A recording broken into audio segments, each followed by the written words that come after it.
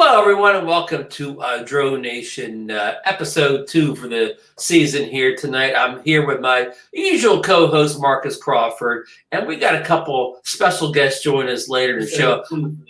I always forget to mute the other video. Stop. Hold on. And we got a couple. Okay, we're muted. So I got a couple big name guests joining us later in the show here. So, you don't want to go anyplace. And I will try to update all our college football fans on the score of the big national championship game. And right now, I have an Alabama 14, the Ohio State 7. So we'll do a quick poll here in the chat here. Tell us who you're voting for, Alabama or Ohio State, and we'll check the results later. So I'm going to throw it over to my co-host, Marcus Crawford. We'll check up on what he's been up to lately. Yeah, well, you know what, Ron? Kind of dodging the weather, right? When we get a good little gap and we get some sunshine and not so much wind, I've been trying to plan so I can get out and fly. And then, typical winter weather, although it's been warmer than normal here, it's still cold in the upper 30s, something like that. But today I was able to take the Mini 2 out, and I'm going to put together a return to home guide on the Mini 2. I just did a number of tests with it. I ran one battery run all the way down to 0%. Kind of surprised me. I know that at 10% the drone wants to land, but you can left stick and keep the drone up and push it up and still maneuver with it. I always thought, but I proved it wrong. I thought at 5% the drone would land no matter what you did. In other words, you couldn't push it up. You could still maneuver it forward, but you could not push it up. So I was able to, all the way down to 0%, still keep the little drone in the air. And I finally just landed it because it was at 0% with the battery, and I didn't want it just to die and fall out of the air. But kind of interesting stuff. I'd be interested to see what experience others have had with it. I've never run a battery down that low before. Wow. But anyway, in any case, I did a bunch of things showing the different ways that you could do return to home, either have it return to your controller, set that point on the map. I even flew the drone out into the middle. I was at Heroes Park, flew it out to the middle of the park, turned off the controller, and let the drone come home. I learned some things there too, Ron. The little Mini is programmed to try and regain connection. So before it goes into return to home, it actually comes back to you for like 50 meters, I think they said, and in an attempt to regain contact with the controller.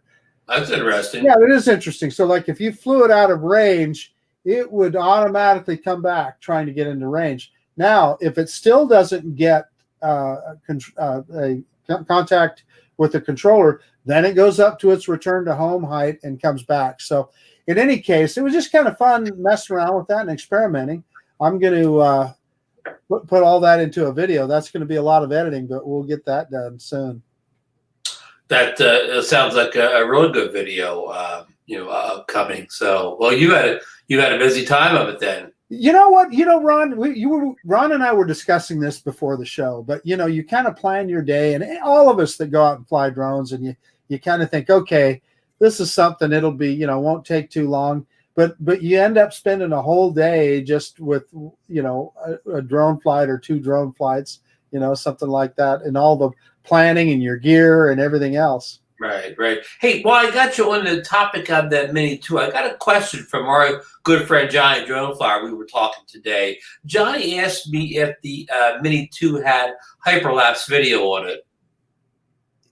It does not. I told him I didn't. I think it did not have it, but I said I get so confused between that and the Air 2 since they both run the Fly app. That's it. That's why I had to think about it too. I'm thinking, when you pull up that side menu from the right, and you have 4 options, like the photos, the top one, videos is the next one down, and like time photos is the third one down. I don't remember what the other one is. Yeah. But time photos is one of those options. You can do panorama, but I do not believe there's time lapse. Okay, so thanks for qualifying that answer. So there you go, Johnny. You can save your money. Don't get the. He already has it. The Air 2 definitely has hyperlapse because last week I'm going to release this video tomorrow, Marcus. We talked about it off air. I filmed my first 8K hyperlapse video with the Air 2, and I used your video to learn how to put it into cruise control mode. Awesome. So but actually, I had it angled out too far out the ocean, so I actually had to, in the middle of the cruise control, I actually had to move it a little bit, so I kind of ruined it a little bit, but it's a test anyways. But I remember when I was young, cruise control was something that I saved up a lot of money for to get in a car. Yeah. And I got it in a budget drone. Yeah. Remember your first car with cruise control? I actually do. Yeah. I bet you it wasn't a 3 on the stick car. It was not a 3 on the tree. It was 3 on the tree. Sorry, it's that car. My first car with cruise control. I bought it brand new, Ron, a 1986 Camaro with a 5-speed on the floor. Oh, okay. I'm glad it's back on the floor this time, and not on that darn tree or whatever. Yeah. Yeah, and they had this. I don't know what the term they use for the smart cruise controls now, but it's so darn smart. I can't even figure out how to use it anymore. I used to know how to use the cruise on my Lexus, but I can't figure it out on my Tucson. But we're boring people with the car talk show. We got to start the car talk show someday. Maybe do a once a year car talk show and maybe 10 people watch. But let's move on to more interesting topics here. Now, this is, what this week is, don't you, Marcus? It's college football championship week. Digital CES week. Oh, it is CES week. Holy cow, yeah. And Marcus, last year you had the privilege of attending the last physical CES. Boy, I'll tell you what, that was a workout. If you've never been to a real CES, man, oh man, you're going to get your steps in on those days. But it was a lot of fun and got to meet a lot of the people from the drone community. Unfortunately, I kind of missed Lauren. I never got caught up with Lauren and a few others. It was pretty busy, and there's a ton of people now. But since you brought that up, Ron, I'm hearing a lot of talk now that they've done this first digital CES or starting. It started today was the press day. Yes. But that they will they're questioning whether you need to have an in-person event. And a lot of companies that are participating in it are questioning whether they need to go there or not. Now, I don't know if I buy into that. You did how I started off the story by saying you went to the last physical CS, and right. I kind of put that in there. Right, and now it's online, but for the companies that I think it may even be more important for is like up on the upper floors, there'd be a million little manufacturing companies, little Chinese manufacturers, that they might make one little widget piece of an electronic this or that. And CES is where they get their orders. They put up their booth and they say, hey, this is what we can build. And then you put in the orders for either it's a fully built widget or it's a part of a widget, that they build that part of. So I kind of have to believe those kind of people would want to get that face-to-face and show their product. But who really knows? No, that's a good thought, Marcus. It almost relates to the way the COVID has hurt businesses country the past year. Your giant companies like your Walmarts and so on, they really haven't been affected that much by the COVID. But your small businesses, like your smaller restaurants and stuff like that, retailers that suffered, and it sounds like it could be the same way in this. Your real big mega companies would have no problems doing virtual CS and like Microsoft and drawing people in. But all this COVID stuff, it hurts the small time operator, and that's a shame of it. Yeah.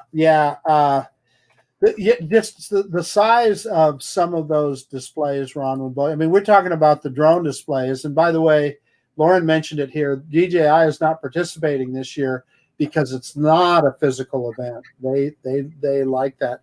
But the big companies like Samsung and Microsoft's going heavy in this digital CES. I mean, their displays were as big as a city block. I mean, it was huge. They'd have these huge, big displays with a million things to look at. Every one of the major automotive companies are there, and they're showing all of their latest technology in cars and so forth. So if you ever get a chance to see it, it's definitely worthwhile. Well, what to not bore everybody here, let's get CES, digital CES related to drones. Now, just today, we broke the story on DroneNation. We didn't break the story. We reposted this story from some big news site.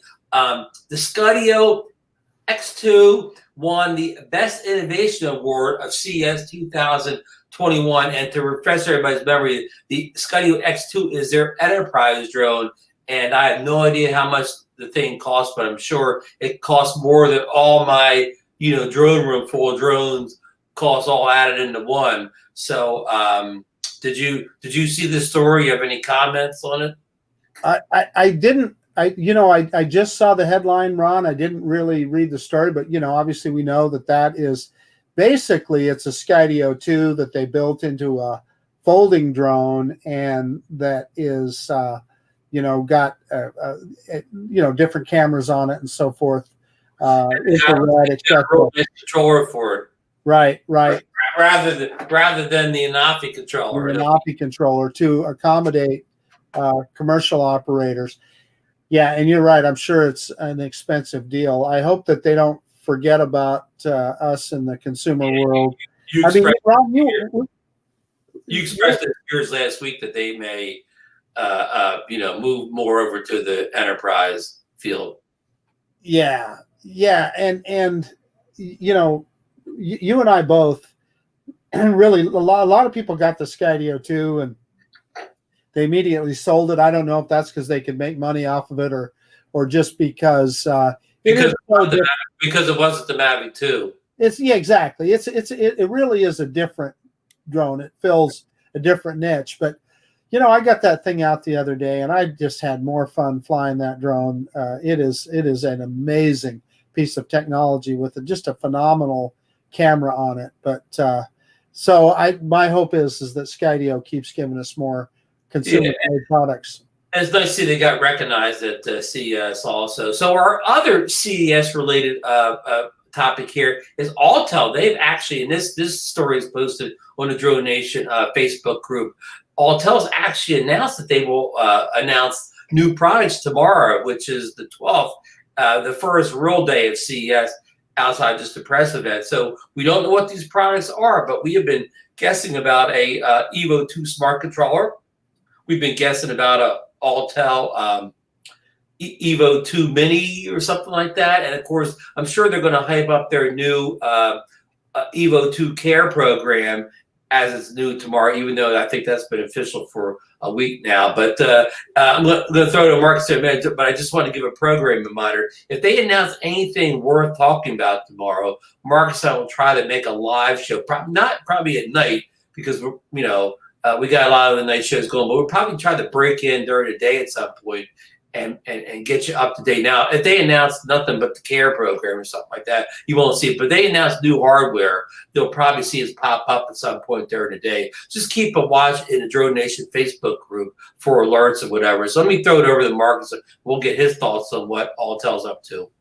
Well, with the FAA regs being published now, I'm thinking that a lot of consumer drone companies will be pushing for sub 250 gram camera drones. So I'd love to see something like that from Autel. They are a proven maker of quality products. Gosh, it'd be great to see some competition for DJI there. So Ron, can I segue into something that honestly was a little bit of I don't know if it's a disappointment or more of a surprise.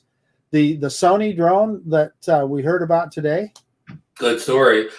Michael T from over Fly Zone Quadcopters posted this on DroneNation just a little while ago.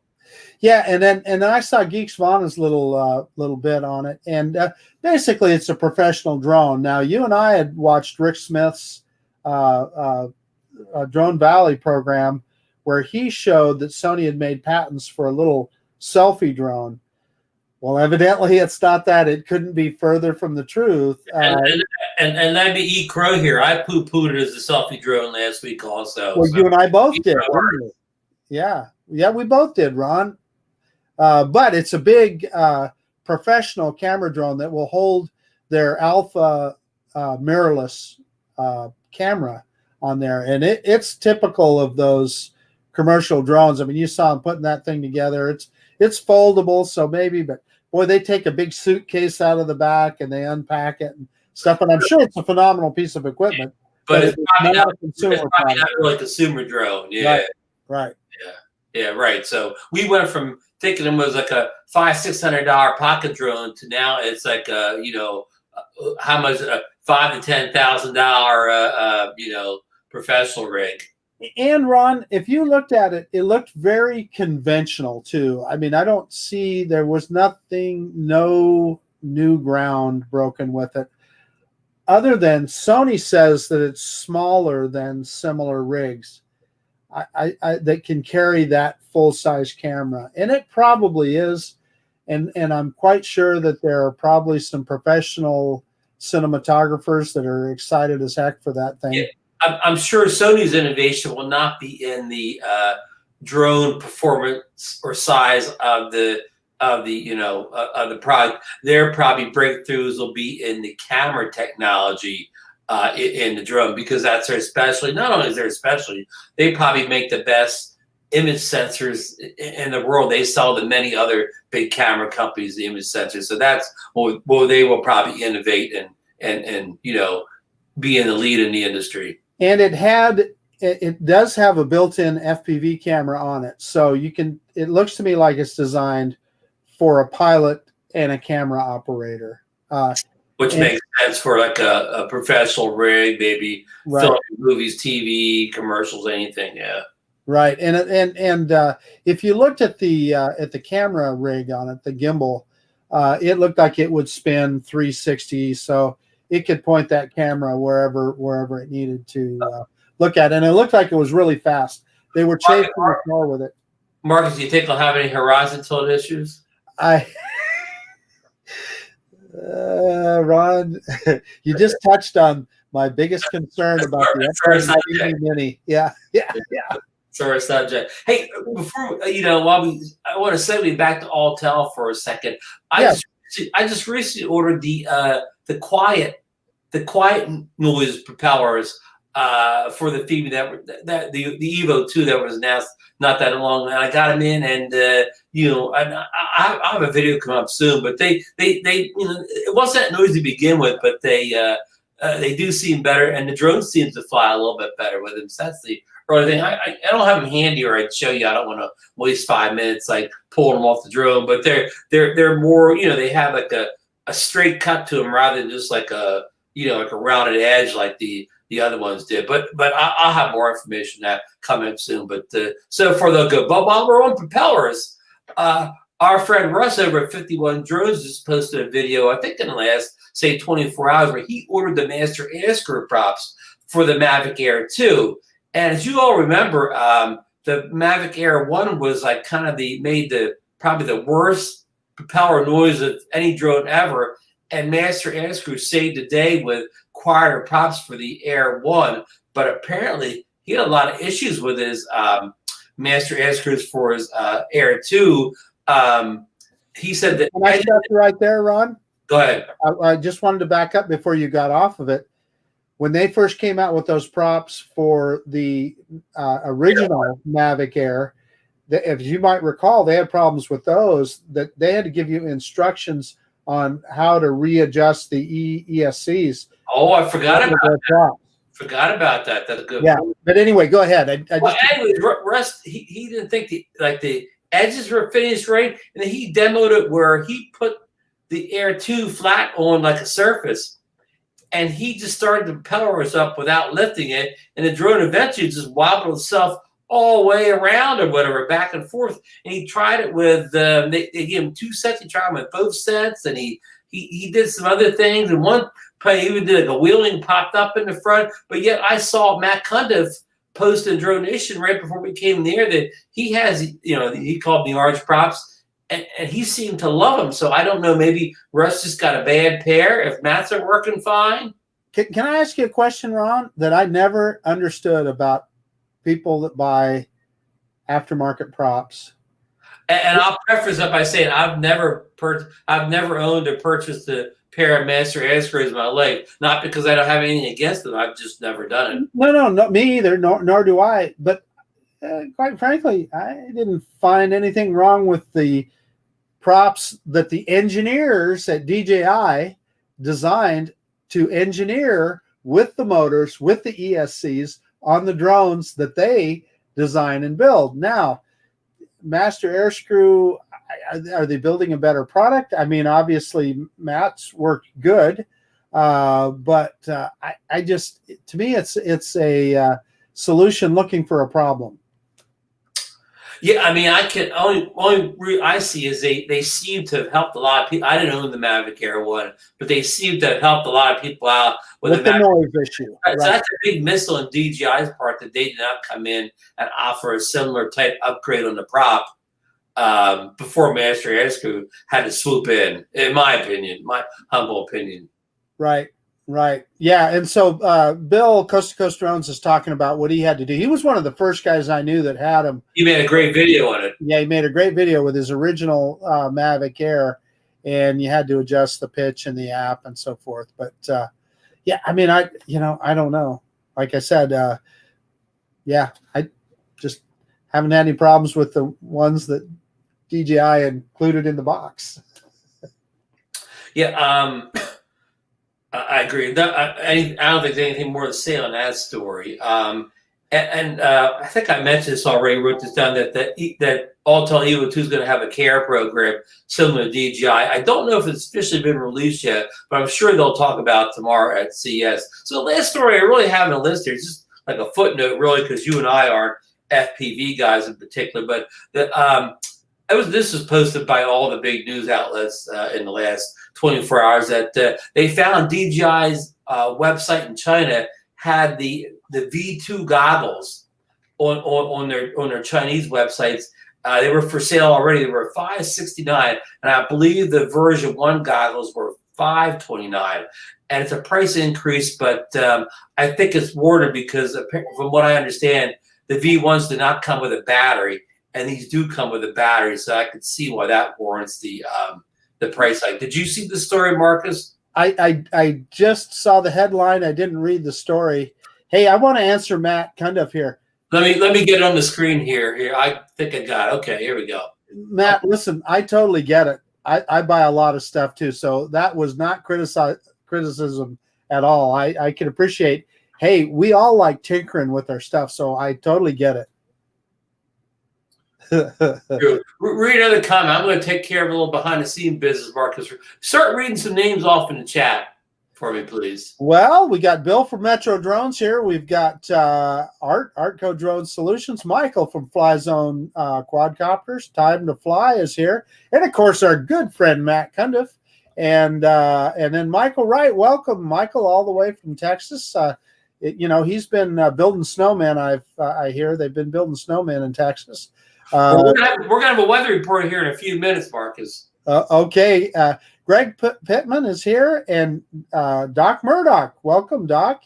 Patrick Sutton is here, and our old friend Lauren Donauer. He doesn't ever get any snow up there in Calgary, do you, Lauren? There's no snow in Calgary, is there, up in Canada? And Sam Burns. How can I forget Sam Burns? Sam Burns is here. Leonard Oglesby. Leonard, have you seen any snow in Big Sur? That's the question. Hey, Ray Kelly, Captain Ray from sunny Florida. I doubt that he's seen any snow either. Sergio is here. Fly Zone Quadcopters. I bet you he's got a little snow up there. Brad Alston, welcome. Scott Nadeau, welcome. did I already say Johnny Drone Flyer? Yeah, he's here and freezing in Louisiana, he says. Treetop Flyer, if I didn't mention him earlier. Drone Shots is here. Welcome, Drone Shots. Who the heck is Sean Oz? That's a new name in here, Sean Oz. Yeah, hey, Sean, I bet there is a little bit of snow in Dillon, isn't there? So I guess, Ron, I've exhausted all the names I see on the screen so far. Well, yeah, so you did a great job there with the names, and I just want to add, I want to send condolences out to our good friend Lauren Donner. His mother passed away in the last few days. Sending out condolences. It's been a tough year for Lauren. He's had some medical problems, so everybody send prayers out for Lauren tonight. Agreed. Hey, Ron, before we move too far off the subject here, you know, we're talking about CES and we're talking about high technology and the latest and greatest. Banggood sent me something in the mail, and I'd like to just show it off for a second if I could. Bring it right up there for us. And it's a new drone too. And I don't know if I can barely lift it, get it on screen here. The Up Air Ultrasonic 2. Look at all those lenses on that camera. I see it's a 3D or something. Yeah, I don't know. It almost looks like a bug. I haven't even, Ron, I haven't even opened the box yet. So you may need help with that unboxing. Yeah. So thank you to Banggood for sending that to me. I'm going to unbox that puppy, and we're going to put it up in the air and do a review on it. Looking forward to that one. Well, I got a special guest coming on here, and I'm going to say he's had a major internet speed boost here, whatever. He may have the fastest connection on YouTube at this point. So with no further ado, all the way from Dillon, Colorado, the great Sean Oz in high-speed digital internet. Yeah, what's up, guys? You look great.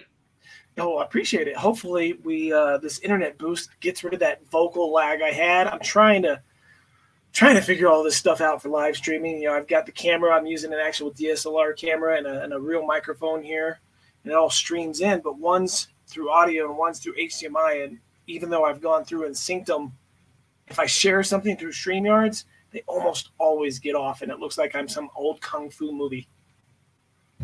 It's a little bit off. I hate to say it already. Well, now we know that it's not the internet. So if I can get it fixed, I can save some money and downgrade back to a slower package. Yeah, then here I am messing with my camera and messed it all up. So I wonder if it's a StreamYard related issue, Sean.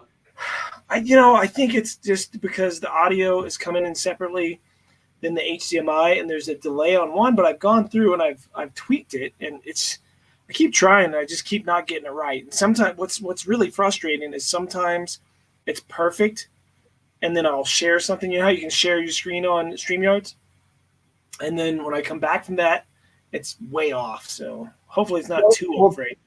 Two things, Sean. The picture looks really good. Yeah. And your audio is really crisp and clear. No, it is. I mean, they're not in sync, but separately, they're both really good. And your light is good, Sean. I mean, your face is lit beautifully. Well, thank you very much, gentlemen. It made me blush.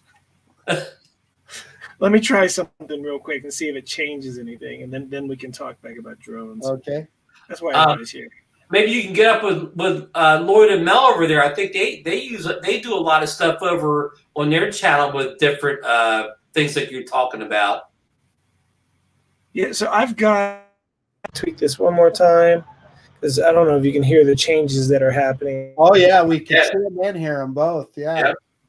See, it looks much better. Like this, it's almost worth having the audio be off a little bit, just to No, I totally get it. What's that? I totally get it. Hey, Sean, you would be a good guy to ask this question of. So Ron and I have discussed this, that GoPro has been advertising that the Hero 9 can be used as a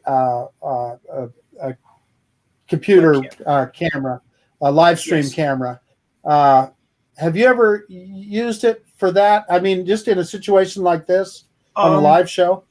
I've tried, like if I hook it up, have to get another wire, but if I hook it up straight in, then it reads the GoPro player, some little player you got to download, and I haven't been able to get it to work on StreamYards yet. Because I thought it'd be killer to have like a top view, like top down view, and just yeah, and be able to switch cameras while you're going. Because I have this ATM Mini, which is where most of my lag is coming from, because I can change from cameras, and I should like fade out, do stuff like that, but I can hit all these buttons and change things, but I don't have enough camera set up to make it even worth it. Right now, I'm just using it completely as a capture card to get the Canon in, and I'm so bummed that my internet didn't fix the issue. So forgive my ignorance, Sean, but when you talk about, what'd you call it, an ATM Mini? Yes. I saw that Ed Ricker had a picture of his new studio. That's the same thing. I got mine whenever all the COVID stuff started, and I still don't know figure out what's happening. But speaking of Ed Ricker, he's planning a trip out here in February. Kelly's not going to be able to make it this time. He's going to come out. We're going to do a little FPV droning. Hopefully, we'll have the new DJI one to make some videos about. Hopefully. And then at that point, hopefully, he can also help me figure out what the hell's going on, because I think he knows a little more about it than I do. Now, he's still talking, so he's delayed. No, you're good, Ron. Is the delay that bad? I can change the camera and the audio around, and I can get rid of the delay. Like we could just go back to the delay's real. The delay's real delayed. I'm sorry, that was good. Give me a second, guys. Oh, this is so entertaining. While you're doing that, we got a weather report coming in from East Texas here. So stay tuned. Our weatherman's about to pop on the screen. Hello, here's our favorite weatherman, Marcus, from sunny and warm East Texas. I mean, wait a minute. I think we got problems out in East Texas. Is it true there's a report of a major snowstorm? We had probably between 4 and 6 inches yesterday at my house. No kidding. Believe it or not. And today it's gone. You posted a video already. Send that to me, Chris. I flew that. Actually, I flew the Mini in the snowstorm. I saw the video. You got some nice footage now. How did the Mini, after you landed, how was the Mini? Or did it handle the water okay? The only thing that I seen wrong with it is the snow was on the top of it. Everything else was fine, dry, because the vents are on the bottom. So the prop wash pushed the snow out of the way. I had no problem at all. It flew well and come back in decent shape. Beautiful. And you got some great footage out there. I loved it when the cows were walking. You even got the cows walking around, and they're not used to seeing snow either, right? No, if you seen them 2 calves as I was going back across the pond, going up the hill, they were jumping up and down like kids in a playground. They're not used to it. When's the last time you got that type of snow in your area? Probably been at least 10 years is what we were trying to figure out today at the office. Wow. It's been a while. But you told me the best part today. You said when I asked you how are the roads, you said they were dry. Yep. Before I went to bed last night, the roads were already pretty much thawed out, just wet. Yeah. And the snow was probably half of what it was when I went to bed this morning, and this afternoon if it's in the shade, it's still there, but if it's in the sun, it's pretty much gone. Yeah, well, Sean knows what snow is. Sean, Yes, do you end up with your roads by the end of the winter where they're just almost like tunnels because they keep pushing the snow to the side? I think he's really delayed now. I think Sean locked up on us. Yeah. Let me remove him. Maybe he'll try. Maybe he'll come back in again. Yeah. Oh, you removed the road. I'm bad with that removal button, Chris. Nothing personal. I thought Sean was just being real patient. That'd be cool. Well, the weather guy only gets a couple minutes on the show, right, Chris? That's right. Okay. Adios. And where's the 7-day forecast? It's in the 60s tomorrow, Thursday, and then it cools back off a little bit this weekend, but I don't think it's going to be too bad. So you're still all going to be going in just another day or so. Yeah. Yeah, but I mean, it's wet. We had at least you got that video there. At least you got that video to show people. Do what now, Ron? At least you have the video to show people. Look, it really did snow here. It did. It's documented. It's on YouTube. Right. Well, that was probably what time? Now, what time did snow start? It started about 12:30, and I was Sunday afternoon. 12:30, right? And you got your morning. You got your sunrise flight and no problems. Yeah, it was just a gray morning. Wasn't nothing spectacular about my sunrise, and I cut it a little short because I wasn't feeling it. Just no gray day. Went home, built a fire in the fireplace, and wife went to town. She come home. I went out to get the groceries, and it was snowing pretty good then, about the size of probably about the size of a $50. Some of the flakes were, but we had a good wet snow, so we could make snowballs and made a good snowman. So it was good for the kids. Yeah, kids had fun. Oh, they were still playing in it today. Lauren's got a good forecast up on the screen there, Ron. Hold on. Let me get the Canadian forecast. Yeah. Oh, so it moves when I can hit moves that fast. Okay. Tonight's forecast: dark and scattered stars, getting light towards morning. There you go. Now what you have to appreciate up there in Calgary, they're that much further north, so his days are that much shorter as well, too, Lauren. I mean, how much daylight do you have during the day? Probably 6 hours or 8 hours. I mean, probably less than what we see further south. Yeah, I get about sunrise is at 7:30 and sunset's about 5:30 for me right now. You got better than me. I think sunrise here is maybe about 7:30, but it's dark by 5 minutes to 5. The sun's below the horizon. Yeah. The good news is the days are starting to get longer now, and what does that mean for us? More flight time. Yeah, I've eked out about 5 to 10 extra minutes of sunlight already at the end of the day. Yeah. It's times are changing. We'll be falling back. I mean, springing forward before you know it. Yep. Hey, look at this for this snow report here from Mavic Air. We had 0 accumulation in DFW. Yeah. They didn't get none. I don't know how we got it. I know Kelly Shores got it because he did a live stream, and they was on I don't know, a slot. I don't know what you call that thing. You ride it like a surfboard. Okay. Oh, snowboard? Snowboard. Thank you. Our friend Sean Oz happens to be an expert with the snowboard. Well, he could have went to Austin yesterday and rode with Kelly. I did get that report though that Austin had snow for the first time in a long time. I did see that news story yesterday. Now, how far are you from Dallas Fort Worth, Chris? I know you're east of them, right? I'm east about an hour and a half. Would you say 70, 80, 90 miles? About 70 miles probably, give or take, till I get to a little town called Mesquite, which is what I call the Metroplex, because that's the first big town I run into when I'm headed into Dallas. On the way in. Yeah. So Lauren Donauer looks like he's getting a little bit less than 8 hours of daylight now.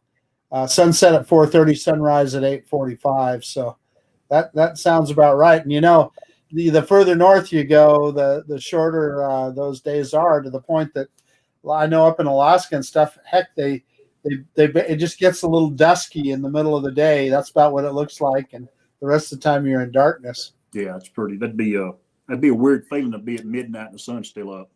And that's it. In the summertime, then it's just the opposite. Yeah, they got with the midnight sun. That would be bizarre, wouldn't it? I'm going to experience it once in my life. Yeah. I'm with you, Chris. It's fun to see it, huh? Yeah. I know, before all the COVID stuff, but if I would go to the Caribbean in the winter on vacation, you could get an hour of sunlight, even though it's on the same time zone as I'm the East Coast. If I fly straight down, it's an hour more sunlight down there in the winter than here. Yeah. So, Lauren makes another good point, though. He says they get some pretty cool looking northern lights. We don't see any of that here. Not very often. Not very often, that's for sure. Hey, I want to shout out Ted Bowman in the chat here. He's going in for his Part 107 test tomorrow, Ted, and I'm going to be going to school on you. I want to hear all about that. Yeah, we want to hear about that, Ted. Yeah. So good luck, Ted, and I know you'll ace it. I'll put the invite here. Dr. Ted would like to come on the show and talk about the test in the future. We'd love to have one, Marcus. I think that'd be awesome. Yeah. That'd be great. Ted, you need to come on the show with us once in a while. Talk about that test. Yeah. Audio went dark. Couldn't hear y'all. Oh, really? You had some problems on Lloyd's show today, did you? Yeah, stream. You said your Apple stuff was not behaving with StreamYard at all. Can you hear us, Chris? Give it just a second. It'll catch up here in a minute. Okay. Later. He's got to catch up. I want to, Marcus, I heard you shout him out when you were golf names. I want to welcome Doc Murdoch to the chat tonight. This may be his first time in here. And I know John Coopy was saying that, he wanted to get a hold of us. Doc's pretty much read every page of the FFA, what would you call it, proposal or final statement? And he's really going over the fine-tooth comb. So, yeah, I would love to have Doc come in on a future show and really answer some of the harder questions concerning that document. So he knows the FFA real well. Has he done the green hand ceremony yet? What's the green hand? Come on, man. Chris knows what I'm talking about. No, the FAA. I was giving you. I did it again. I did it again. I bet he ain't got a blue jacket with where he's from on the back of it. Yeah, exactly. Well, guess what? I grew up in a farm town. Half the kids in my school had the blue jacket on. Yeah. Why didn't you? I was a townie. Oh, a townie, boys. But again, the town was a small town. I'm one of the few people that walked to school and didn't ride the bus. Chris, I've seen my share of cows and farm animals and all that in my day. In fact, my town, the Amish, they lived in my town, and the Amish always had nice farms. Did you go down and learn how to do carpenter work with them? No, but if you needed any work around town, that's who you'd call, though. Yeah. Oh, yeah. They did good work in the affordable. Hey, listen, Sean Oz has fixed his issues, and he's coming back to join us. Sean, welcome back. Hopefully it's fixed. Hopefully. Probably not. Whoop. No, your voice is matching your lips. Muy bueno. I think I might have come to the conclusion that I'm running a MacBook Pro laptop, and I have an external 26-inch monitor hooked up to it, and maybe it's taking just enough juice away that it's making things not work right. I don't know. I unhooked it, and I'm trying to do it just with the laptop now. And it seems to be doing much better. That's a good troubleshooting there, Sean. Yeah, the whole computer crashed, so that's what made me think, well, maybe things are just too much stuff going at once. Maybe it's time to order some other computer that's just for live streaming. I'm not sure yet. StreamYards don't like iOS. I've got my iPad up here, and it took forever for the audio to finally catch up and clear up. Yeah. StreamYards does not support external earbuds and mics. I'm having to work off the microphone on the iPad tonight. Yeah, that's why I got that ATM Mini. Gotcha. I'm trying to find a way to share this video. I don't know if I can. Damn, maybe. If I can get this to work, you guys talking about snow and flying in snow, and people like some of you guys might have saw that my Mini 2 had an issue the other day and sort of just collapsed. That was a great video. I mean, you told us about it last week, and then you posted the video later, and it was just what you said. That was a fascinating video, Sean. But yeah, and there's a lot of people guessing in the comments what happened. Most of them are saying, "Oh, some snow got in the motors." I'm working on a video to prove that 200% wrong. It had nothing to do with snow in the motors. If I can get this short clip to share, then I will. And you guys, don't go sharing it around. Besides here, it's on the hush hush low until it's on the down low. Oh, right, yeah. right. We're putting everybody on DNA in the chat here. There we go. I'm trying so hard to get it to find the small clip. I don't want to like bore everybody with a longer clip. So it's a. Let me give everybody an update. Alabama's up 28-17 in Ohio State in the second half here. It's going to look like a pretty good ball game. Well, you said 20 or 28? I got 28-17 Alabama. 17. That's what I'm showing. All right. Sorry, I couldn't find my my Bear Bryant official T-shirt to wear for the show tonight. You take that Tom Brady shirt off underneath that sweater, you'd be all right. Although I'm trying to find my Cowboys playoff jersey here. You'll have to go back to 1996. Yeah, we're still pissed off at you guys in Texas for keeping Kellen Moore. We wanted him back in Boise. I don't know how he stayed. They must be more. Jerry must have threw more money at him. Yeah, exactly. Well, you can have our ex-defensive coordinator, Mike Nolan's looking for work. Yeah, adios. Yeah, we had no he was a defensive coordinator, but we had no defense most of the season. Man, we had zero defense. It showed. Hey, I'll give you some football advice. Don't fly your drone over a football stadium. Don't do it. There was a stadium warning just issued. It takes the fun out of it. Yeah. And then we're talking about stadiums today. Oh, Johnny Droneflyer's got the update here. 155 in the second quarter. Oh, it's still first half. That's a lot of scoring for the first half. Yeah. But now it's 34-17. Boy, things happen fast. Bama just scored. Yeah, it's a back and forth from what I've been watching. So, Ron, what have you been flying lately? Have you had that?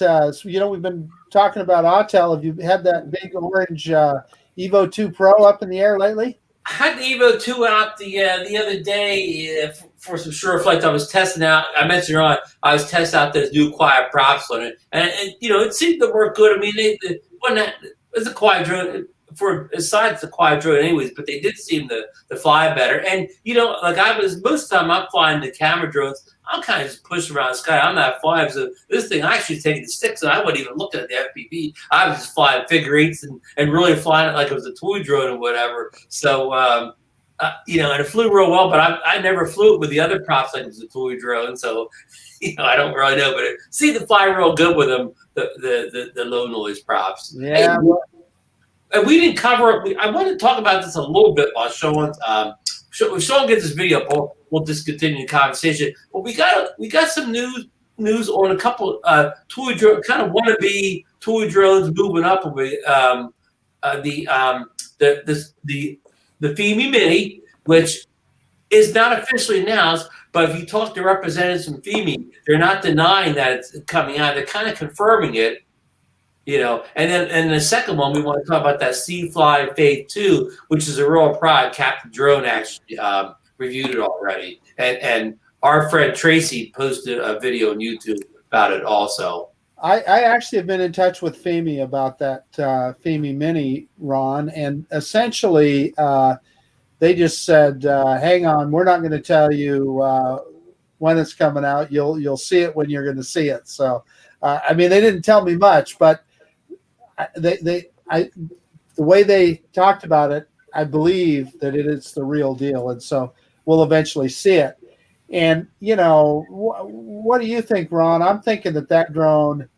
Listen, you've already got just a fantastic product with the DJI Mini 2 at $450. What would Fimi have to price that thing for anybody to buy it?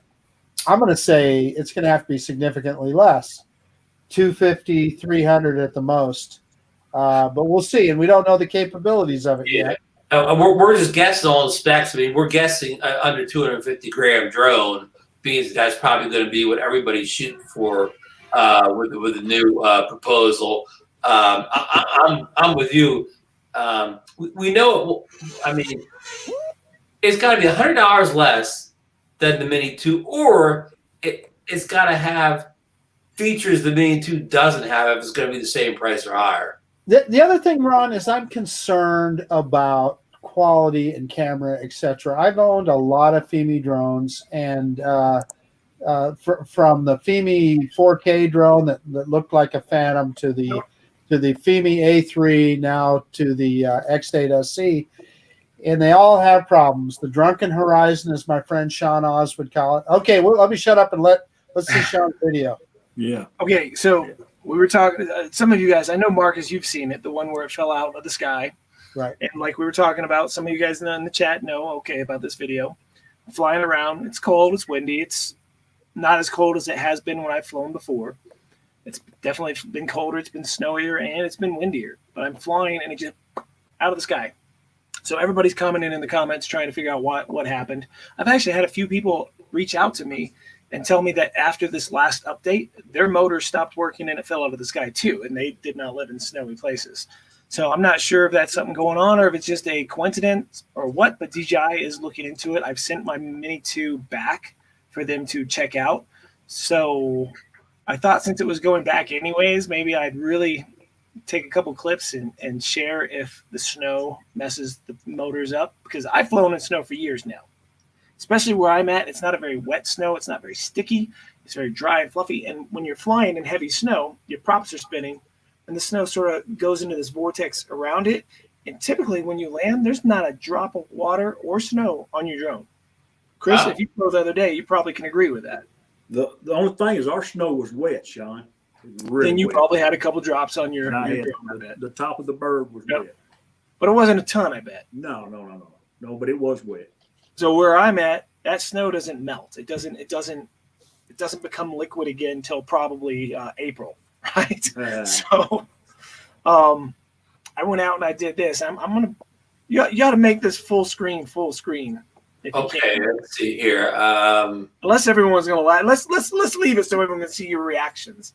You're gonna want to see your reactions on your faces. So put it back there, Ron, and okay, there we are. It's very short, so pay attention. Short and sweet. Just to set it up, I went out there to purposely throw snow over the drone again and again, like big clouds of it, right, and have it just come all down. And I got a little carried away, and this is the carried away clip. Ooh. And it did it! It's still in the air. Yes, it is. Wow. And now I have another angle of that shot from the GoPro if you'd like to see it. Yes. Not yes, but heck yes. That looked really cool. When it was done, it was still flying, no problems. Everything was good. So I landed it, packed it back up, sent it to DJI because I feel that with that motor going out, it's pretty imperative that we know what happened. I can't be flying that and take a chance of it falling out of the sky. Whether it's a freak accident that just happened once, maybe some sand got in it, I don't know. I guarantee you it wasn't snow. Wasn't sand. All right, let's see the other angle. Let's keep it short here, and here we go. Are we shared? Tell me when you're ready. We're good. We're good. Okay. Woo! Look at that.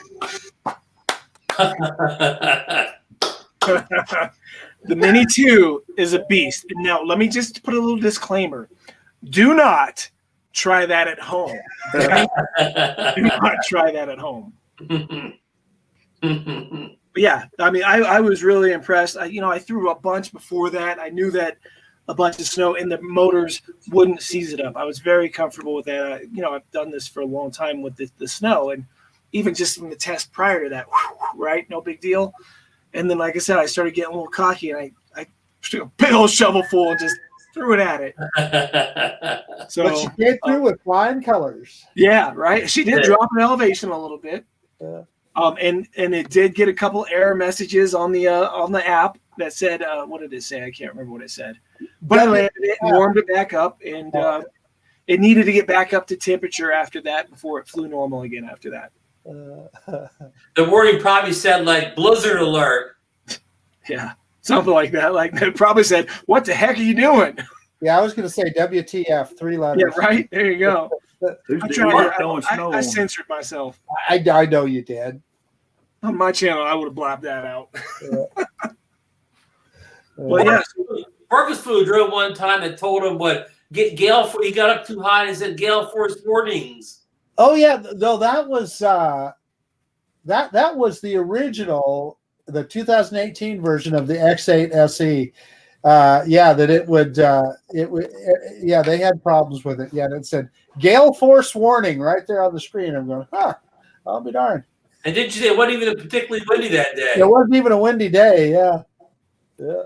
So the point of this video and the point of those clips is I have the fall clip. I have some communication with DJI, and hopefully whenever I get the bird back and I'm able to know what really happened, I can put all this stuff together in a fun, entertaining way that shows the snow test, shows it falling out of the sky, talks a little bit about the communications with how customer support went now compared to how it used to go, and you know, make something that shows how insane this little guy that it is. It's pretty impressive. It is an impressive product, isn't it? I totally agree with you. I can tell you my experience when I sent mine in.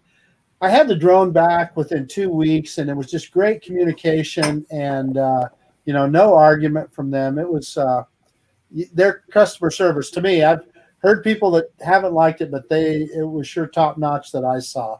No, I'm not sure how long ago you subscribed to my channel, Marcus, but that's what a lot of people subscribe to my channel for, is because I forgot about that.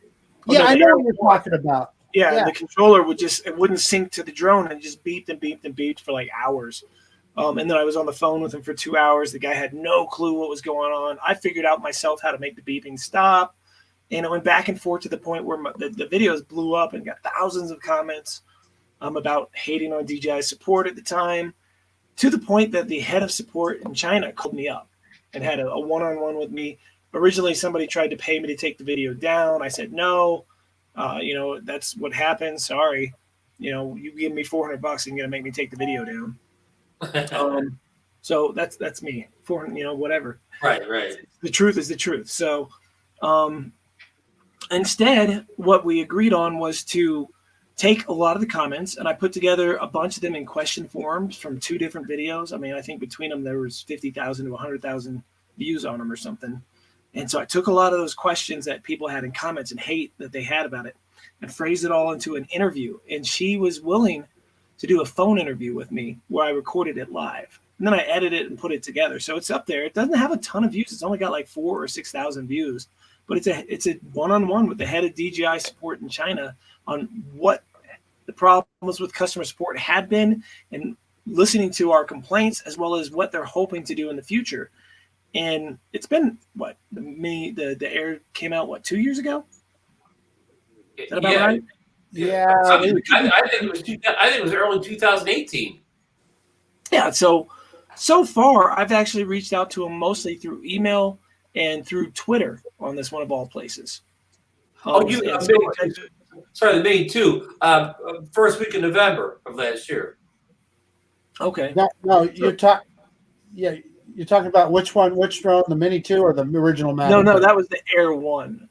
The Air 1. I think that was February 2018. Right. Okay, so yeah, it's been a couple years, and almost 3 then. It's hard to imagine it's almost 3 years old, isn't it? Yeah. Yeah, I've still got mine. I can't bring myself to sell it, but I know I should, because I can't. I'm to the point I can't keep flying all of them, right? Because I'm making videos to try to help other people with theirs. And if I keep separating it to all these other drones, well, then I start forgetting what this one does. And now I've got to go relearn the whole damn thing. Yeah. I can relate to that. What's that? I can so relate to that. When I flew the Skydio the other day, Sean, it had been, I hate to admit it, but several months since I had flown it. Yeah. I went back and looked at some videos just to remember how the app worked and all that, Let me see. I've got 2 of these, I want to show you something that always weirds me out about this, if I can get it to show on the camera. Let me turn it on here. Because, the gimbal has a huge movement on this thing, right? Right. Like way more than the DJI ones. I mean, being way out in front like that, it has super up, super down. Once it gets in place, I'll see if we can see that on the camera. Come on, turn on. What are you doing? Okay, they turn on in a minute. I'll tell you what it is. There's the way the gimbal lines up. It looks like it's crooked when it turns on. But I turned on my second one today and put them side by side, and they look the same. So They're both I think the it's same. the way it's designed. Here it goes. It's on now. So I don't know if you can tell from the front. So I'm holding it directly straight with the camera. Can you tell there's a slight angle to that gimbal? Yeah, a little bit of a tilt. Right now, if I turn it up, maybe you can see it a little better. Yeah. See how it's tilted? I mean, it's gimbaling right now, but I wish I could do a top down without moving the drone, because that's the view where it looks like it's sort of angled just like this. Right. And I know that's got to be on purpose, because both of them do it. Next time you look at yours, Marcus, you'll probably notice yours does too. Yeah. Yeah. Well, I got mine right here. You can. Yeah. You see, mine not old, but what people that don't have this guy, who never see a person, don't know that this gimbal is split. The camera is only on the one side here, and the other side probably just some kind of counterbalance or whatever. Yeah, 100%. But I mean, it's got a lot of movability in that. But I think that the way it's angled like that is due to since the camera is off to the side, it's mimicking trying to make it look a little more centered. I didn't want to be left out. Let me get mine. Yeah, Chris, one of these things Skydio. doesn't belong here. It's like an old electric company Sesame Street thing. One of these things is not like the other. And even when you charge this up, like when you plug it in the back here and charge up, the camera still stays like this even during the charging. It has to be on before it comes to any attention. It hangs like that even during the charging process. Really? So mine, when I plug it in to charge, which I'm going to do right now, that ends up activating and going straight like the gimbal's active. Really? Yeah. Give it a second. I just did it, and I'll hold it up again in a minute. So, Sean, you've got the charge cradle, right? That's what I use, the charge cradle. I do, and I just had to email Skydio today about that, because it's supposed to do two at once, and it has for almost a year. I've been able to charge two batteries simultaneously at the same time with this thing using my large Apple-based charger with USB-C. Works perfect. However, because if your power outlet is too small, it will only charge one, and then the other just like a DJI charger. But if you got the bigger power outlet like that, they'll charge at the same time. I didn't know that. However, today I put the batteries on, only one charges in it. So then I got my third battery, put it on, that one wouldn't charge. So only one battery is charging in it, and the other two will not at all, even if nothing's on it. I've tried them in every combination. So I emailed Skydio, and their customer support's pretty good. So I assume they'll probably send me a new charging cradle. I assume that's what it is. It'd be really weird if two of my batteries would only charge in the drone, which is what this is doing right now. And notice there, Ron, that Oh yeah. charging, the gimbal has straightened up Huh. and is actually working Yeah, it is. I'll Yeah. be damned. because it turns on to some degree. Yeah, that's fascinating. I'm not So, sure why Ron- it does that. Yeah, well, I got both of you on the subject, and I noticed this the other day when I was flying. How long are you getting out of a battery? How much flight time? On the Skydio, Yeah. I got to be honest with you, since the Air 2 has come out, I haven't had time to fly it because I've been making videos to help people with the Air 2 and then Right.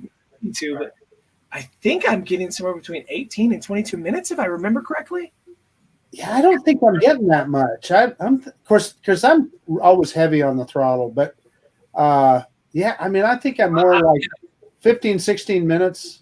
I would guess I would get up to 20 minutes. When Marcus made his video the other day, I thought, well, I got to get my Skydio. It's like I was preparing to fly yesterday, but I could not get it to connect. First I tried to use the controller. I could not get it to connect, and I could not even connect just using the phone.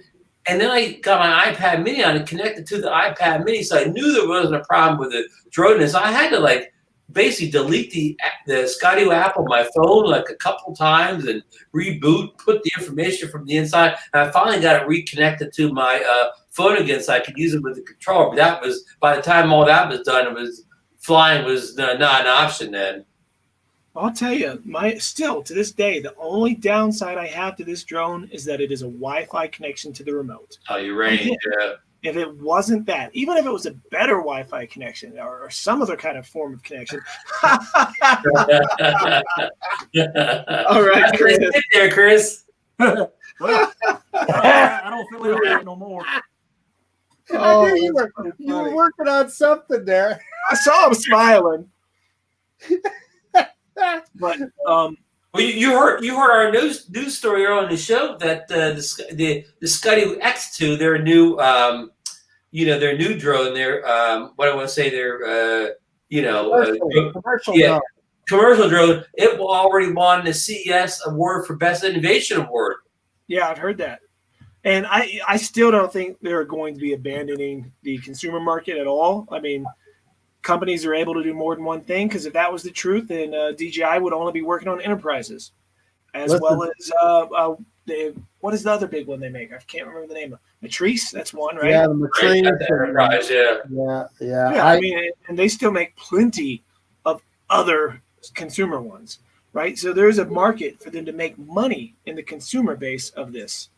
I mean, look how long they've been backed up selling these things. So they know there's a market, right? So why would they say no to that much money? Like that doesn't make any sense. No, I totally agree with you. I mean, look at other fields like computers and things like that. Apple mostly is focused on selling stuff to consumers, the phones, the watches, the laptops, or whatever. And they're the biggest company of their kind, and they do not focus on enterprise. They focus on consumers. So there definitely is a lot of money to be made on the consumer side. Everything. I think what it is, Sean, is like if you get a government contract, whatever, you get like a guaranteed infusion of money, and I guess that really helps kind of startup companies like Skydio, get that kind of guaranteed money if you're doing military contracts and enterprise where you get funded up front.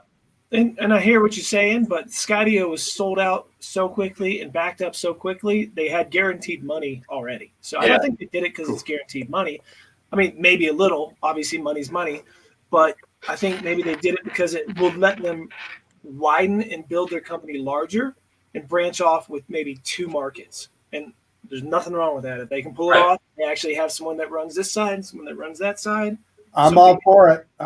Bill Thomas at Coast to Coast Drones is telling us that they're going to leave the consumer market in 2 years. I don't know what Bill knows, but hey, Marcus, you're a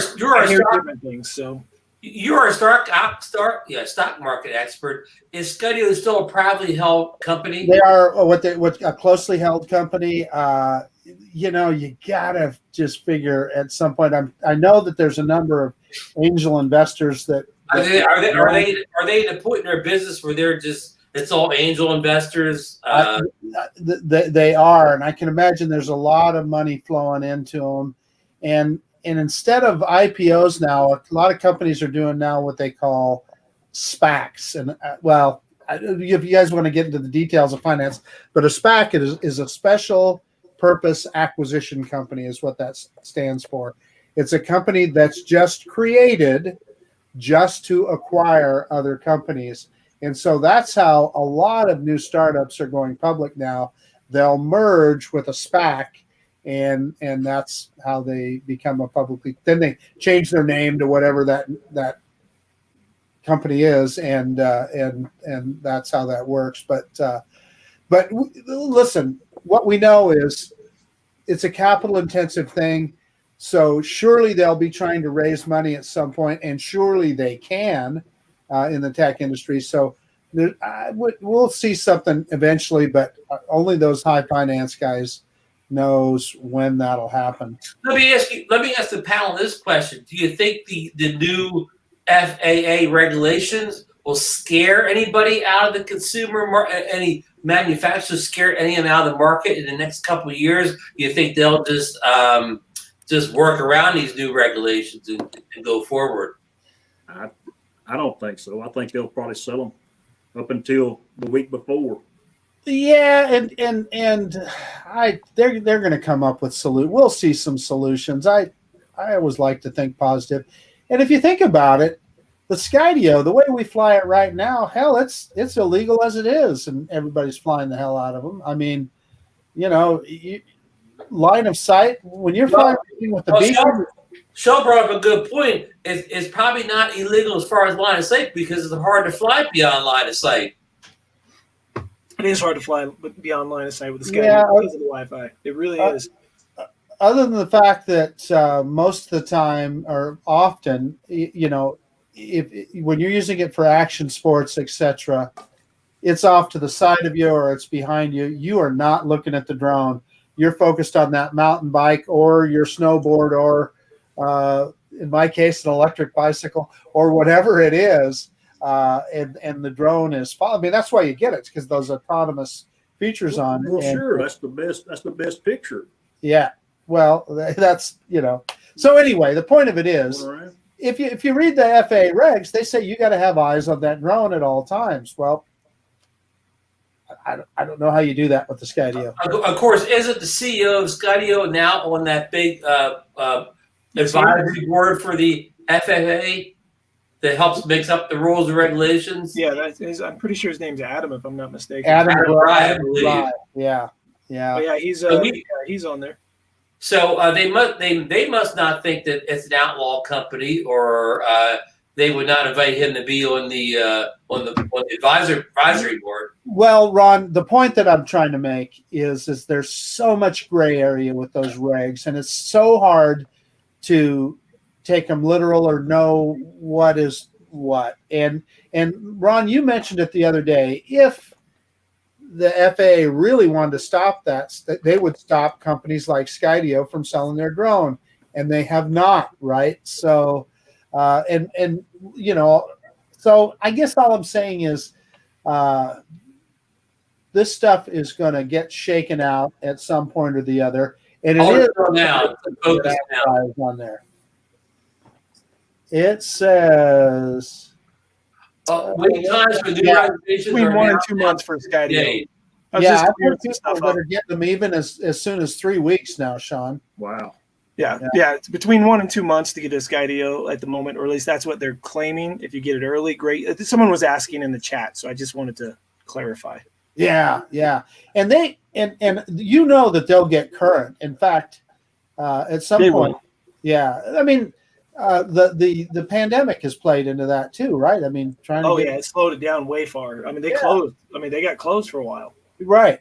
So they really fell behind. Anyway, and just so you know, like, they're working on another controller for the Skydio. Now, whether it's going to still come out for the Skydio 2 or if that's still going to be pushed to the Skydio 3, I don't know for sure. But I've spoken with a couple people in the company whenever I first got this one about a year ago, and that was my huge complaint. Controller. This thing sucks. I mean, it's great if you're 500 feet or if you're out in the middle of nowhere, like when I flew it over the lake. I actually got, I think, 6,000, 4,000 feet away, and it was okay. But the way you want to fly a Skydio, you want to fly it through trees. You want to fly it through stuff that blocks that Wi-Fi. So you're never going to get that far. It's just not going to happen. That 400 feet, I've had breakup at 200 feet. Yeah, no, you're spot on, Sean. I mean, so the point of the thing is the obstacle avoidance. So you're always going to be behind a tree with it or something when you're flying it, because that's kind of the point of the drone, and that controller definitely holds it back. Yeah, definitely. I tell you, like, a lot of people have a little weird time flying it with the controller when they first get it, because it flies differently when you first get it. It's not what we're all used to flying so precisely. Like, what we do is exactly what the drone does with the DJI stuff, right? So there's a learning curve, or I see it as a learning curve, that once you're like, oh, that's what it's doing. You can then look at trees and still fly it and get super smooth shots, and you don't get that weird, like, if you're just trying to fly it like a DJI drone, you'll get this weird movement that it does on its own. But as soon as you learn how to fly it and use that to your benefit, it changes everything. And you can do some crazy stuff with it. Yeah. Yeah, I saw the same what Sean's just talking about. Yeah, if you try to fly it like it's a regular drone, it won't look that smooth. You got to let it do its thing. And now I'll be interested to see, Sean, what you and Ron say about this, but I also have noticed a little bit of lag in that controller too. For on the screen or on the controller? Well, maybe it is the screen. I'm thinking now that the controller. The stick inputs are laggy for you. Well, they're softer. Yeah. Okay, I would go with softer. I don't really have lag, but the soft is that air bubble that's around it. Right. So like I said, when you get that down and you can sort of predict how that will work, you fly it differently, which makes up for that in a way that you just couldn't do it otherwise. It's about an 8-foot bubble around the drone. Yeah, and I think it's smaller than that, but I think it's more like 4 foot. Okay. And there's always been talk of them being able to let you turn that off, but the problem is that they've made this warranty claim or insurance claim that if it breaks on a wall or hits something like this, then they'll give you a new one. Obviously not telephone wires, as Ken Heron found out. But if they were to let that turn off, I guess they'd have to figure out a way to track if the sensors were on or off to be able to warranty that or not, because true. You'd have people breaking it left and right. I wish you could turn the sensors off. I think it'd be awesome to be able to fly this thing or take it off at night and just take control yourself, no sensors. I mean, that's one of the things on the Mini 2 I love. It has no sensors, except the bottom, but I don't count those. No, you're spot on. I mean, there's things that you can do with that Mini 2 because it doesn't have any obstacle avoidance on it. You can get it in really close. Plus the fact that it's such a precise drone, it's such a precise flyer that you can get it in really tight spots and be very comfortable with it. And what a lot of people don't mention about the Skydio 2 is at the top end is not as fast as, say, a Mavic 2, but it can get up to speed really fast. You can go from 0 to 60 in seconds on it, so it has really fast acceleration. Yeah, It does. Skydio? Yeah, Skydio 2, really fast acceleration. Yeah. This is interesting. Look at this. It's been on for a little bit now. Ron, look, now it went limp. It won't limp again. That's what I use my charge. That's interesting because earlier I was charging it and it stayed stiff the whole time. God, don't you hate it when that happens? Set you up for that one. Really, Ray Kelly got to fly a sunset flight tonight down in sunny Florida, but he didn't crash it in $1 million yachts. Come on, man, risk it for the biscuit, right?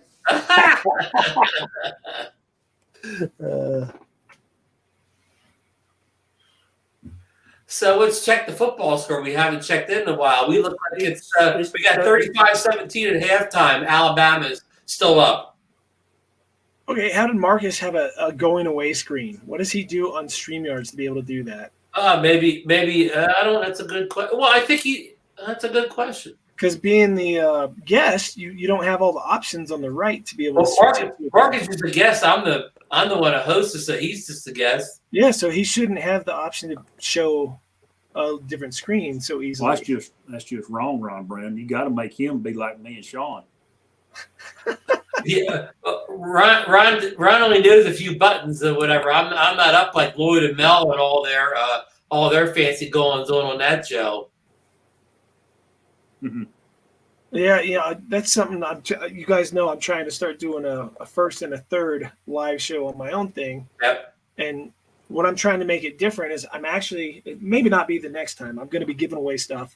I'm doing pump up your giveaway tonight too. Okay, yeah. So it's not tonight. That'll be. I mean, the next live show. This coming Monday, I've got to go through tons of entries and narrow it down because a lot of people got close to the right answers, but I got to narrow it down to the right ones.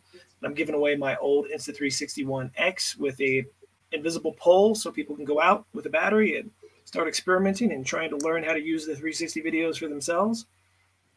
And that will be next Monday. So if you haven't gotten your entry in, you got to go watch the 2 videos and put the hashtags in that you got to find in the videos. It's a scavenger hunt kind of. And then make it a little interesting for the folks. I like that. Well, if I'm giving away a camera worth $400+, the least they can do is watch 2 10-minute videos and trade for it, right? Very true. Exactly. Doesn't seem like a lot to ask for. Not at all. And by putting the hashtag spread through it, they have to pay attention and sort of look and try to find it. Because there's so many wrong answers in the comments that if you just go to try to copy the comments, the odds of you getting the right answers are small because only a few people have the right answers. And so that'd be given away. I'm going to be giving away stickers probably every time I do a live show. I liked what we did last time. I held up some stickers and wrote like a number on the back of it, and then everybody guessed. And the first one to guess it, I turn the sticker around, and they get the sticker. And I'll mail that out. And then I've got a ton of other stuff. I'm going to do giveaways with. I've got like a little FPV drone I'm going to give away. I've got a bunch of just a whole bunch of stuff that I don't use, and like a charger for somebody who might have the original Mavic Pro, and it charges all 3 batteries simultaneously. I don't use it anymore. It's in great condition. I figured why try to sell it? Why not just give it back to the community? So those are the things I'm going to do. But what's really going to set the channel apart is I want to interview. I don't want to just always. I want to hang out with people too and have guests to hang out. But I want to interview other YouTubers, and you guys are definitely invited to be in that list if you want to be. I'm working up questionnaires, and I want to talk about how you started, when you started, why you got on YouTube, what are you hoping to get out of YouTube, what have you learned from being on YouTube, like all kinds of questions. And I want to interview. I've got people from the original Dobo all the way to Jin Dovey and Kelly from Ready Set Drone lined up. It's just I'm trying to get people of all different sizes, not just big guys, but little guys too, because we all start as little guys. We all do. Sure do. Started with that sounds interesting. I'm going to be, I'm anxious to see a show like that. I'd like to see you get the great Chris Hope on there, whatever you could afford to get him on there. I'd love to hear his story. I'm sorry, I totally spaced. I was reading the comments and I saw Doc Murray talking. He had my name all orange and I spaced. I was just saying a bunch of junk. Don't worry about it. My apologies. Go watch the rerun. Come on now. And look for the hashtags in the rerun. Oh, come on. Doc was telling me how Marcus did the still image. We're all trying to figure that out, Marcus. Oh, yeah, Marcus. They want to know how you did that still image of you and Sarah when you went away. It's just on StreamYard. I think you have to upload a picture, I believe. Where do you? On mine, all I see is a private chat option and comments option. Well, that just comes up when I hit stop cam. Oh, so what happens to mine? Oh, yeah, mine goes to generic. I see. Yeah. So there's got to be somewhere that Chris and I. Let me hit mine and see if anything comes up. Oh, you're just gone, Ron. He hit the wrong button, I think. He just left. He's gone from his own show. Now he's locked out and can't get back in. I wonder if he will let him back in, or I don't know. Yeah, I've seen somebody else do this, so he'll be back. We'll just take over his show then. How's everybody doing today? Yes. Yeah. Does everybody have a good weekend? What is today? Monday? Yeah, my weekend is over today, so tomorrow back to work. You guys work today, I assume? Yes. He says he's done. He can't get back on. You're kidding me. There's no way. I can't send him an invite. There's no way. He should be able to just go to StreamYards and see join right back in. It should be pretty easy. Yeah. Is he really sending you messages that he can't get in? No, it's in the chat. Oh, no, it's in the chat. Oh, no. Yeah. He's going down to watch the game. He's done. Oh, that's funny. He's going to watch the game. Well, Ron, what can you say? Well, shucks, boys. No, there's his logo. He's back. He's coming back. He's trying. Yeah. He's coming. He's just slow. Oh, he's got the whole page now.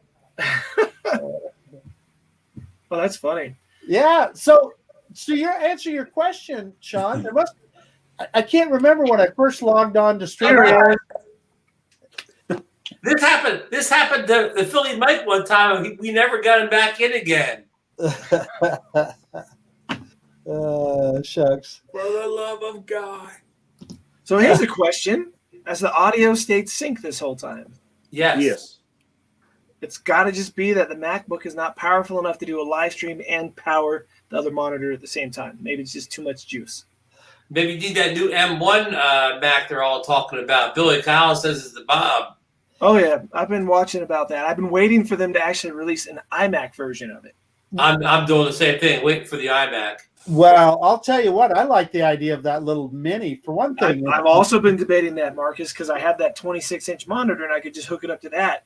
And you're good to go. I know. And so, Sean, help me out here. I do all my editing on PC, but I'm thinking, as you know, Dobo was really impressed with the way that M1 chip worked for editing with Final Cut, yeah. with Final Cut. So I'm thinking maybe I just buy one of those just for editing and, hey, learn Final Cut Pro.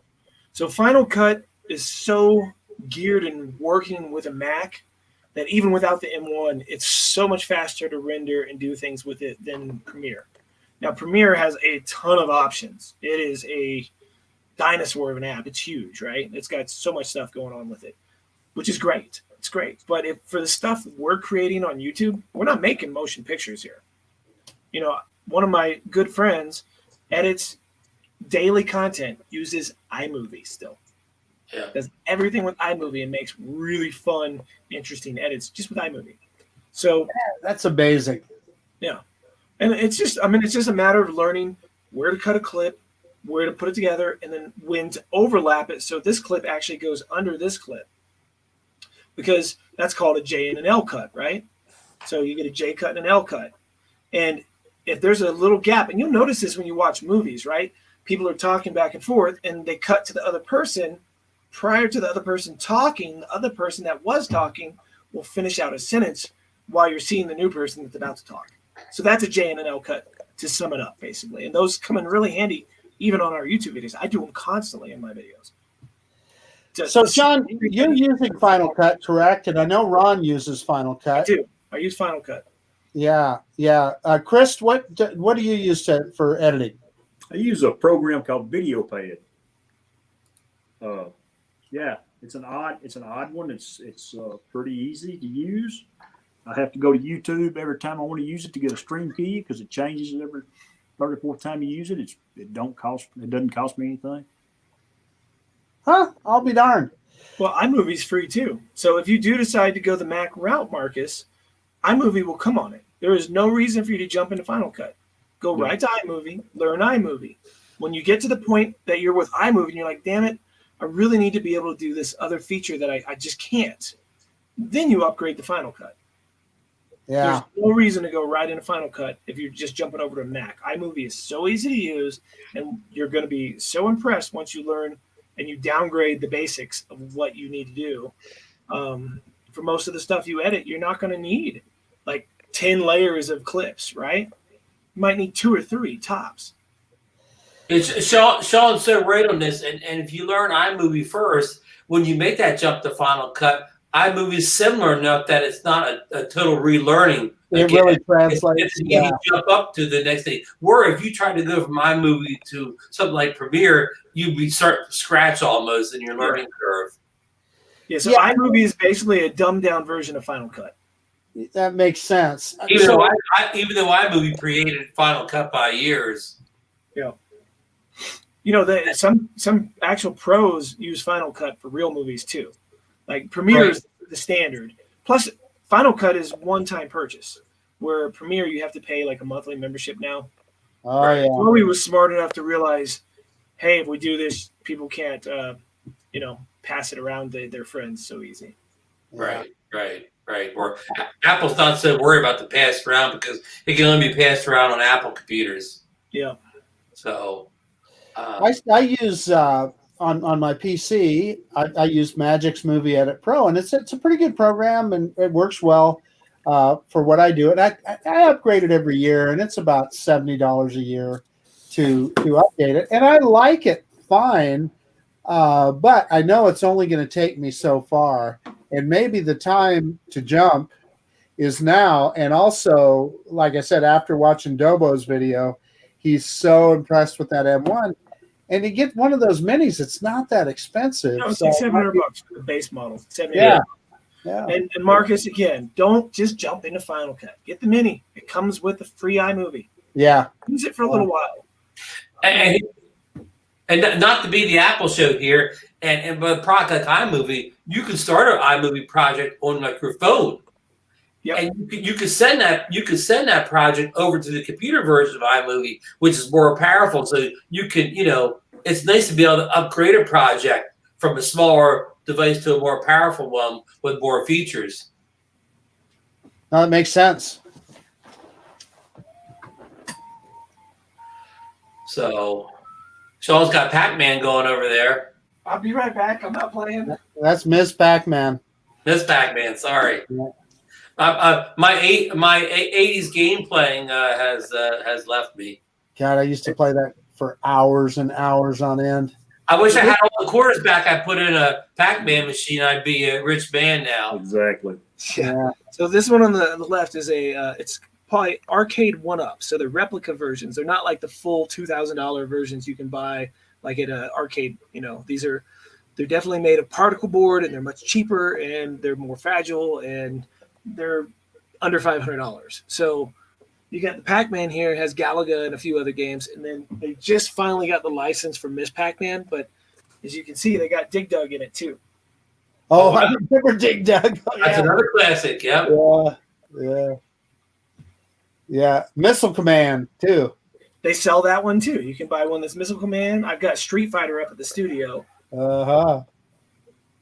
Hey, FlyZone Quadcopters is putting out LumaFusion for iOS on your iPads, another awesome movie editor with it, and it's very full featured. You know, you can, like Sean said, you can add a lot of things below it. It has most of the features of most high-end computer editors. Yeah, and Sam Burns was talking about Filmora too. And Sam, I believe he's a programmer, I believe, aren't Sam? Correct me if I'm wrong.